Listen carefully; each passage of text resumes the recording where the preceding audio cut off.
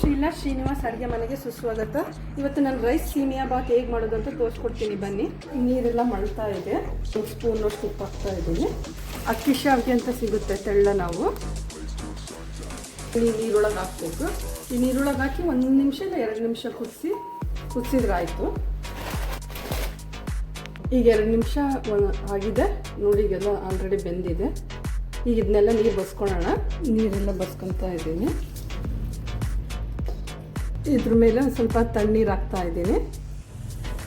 ಇದು ತಣ್ಣಗಾಗೋದ್ರೊಳಗೆ ಇದಕ್ಕೆ ಒಗ್ಗರಣೆ ರೆಡಿ ಮಾಡ್ಕೊಳ್ಳೋಣ. ಈಗ ಒಂದು ಬಾಣಲಿಗೆ ಎಣ್ಣೆ ಹಾಕ್ತಿದ್ದೀನಿ. ಎಣ್ಣೆ ಕಾದಿದೆ. ಸಾಸಿವೆ, ಜೀರಿಗೆ, ಸ್ವಲ್ಪ ಕಡಲೆಬೇಳೆ, ಉದ್ದಿನಬೇಳೆ, ಗೋಡಂಬಿ ಇವನ್ನೆಲ್ಲ ಸ್ವಲ್ಪ ಫ್ರೈ ಮಾಡ್ಕೊಳ್ಳೋಣ. ಕರಿಬೇವು ಹಾಕ್ತಾ ಇದ್ದೀನಿ. ಒಂದು 5 ಎತ್ಕೊಂಡಿರೋ ಹಸಿಮೆಣಸಿನ್ಕಾಯಿ ಹಾಕ್ತಾ ಇದ್ದೀನಿ. ಈರುಳ್ಳಿ ಎತ್ಕೊಂಡಿರೋದು ಹಾಕ್ತಿದ್ದೀನಿ.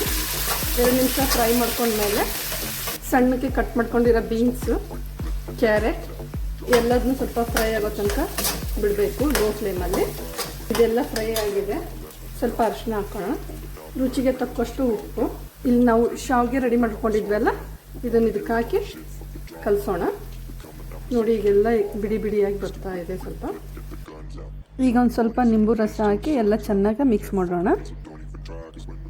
ಲಾಸ್ಟಿಗೆ ಒಂದು ಸ್ವಲ್ಪ ಕೊತ್ತಂಬರಿ ಎತ್ಕೊಂಡಿರೋದನ್ನೆಲ್ಲ ಹಾಕಿ ಚೆನ್ನಾಗಿ ಕಲಸಿದ್ರೆ ಬಿಸಿ ಬಿಸಿಯಾದ ಸೀಮಿಯಾ ಬಾತ್ ರೆಡಿ ಆಗುತ್ತೆ. ಹೆಲ್ದಿ ಆ್ಯಂಡ್ ಟೇಸ್ಟಿಯಾಗಿರೋ ಸೀಮಿಯಾ ಬಾತ್ ರೆಡಿಯಾಗಿದೆ. ನೀವು ಟ್ರೈ ಮಾಡಿ. ಇಷ್ಟ ಆದರೆ ಲೈಕ್, ಶೇರ್ ಆ್ಯಂಡ್ ಸಬ್ಸ್ಕ್ರೈಬ್ ಮಾಡಿ. Thank you for watching.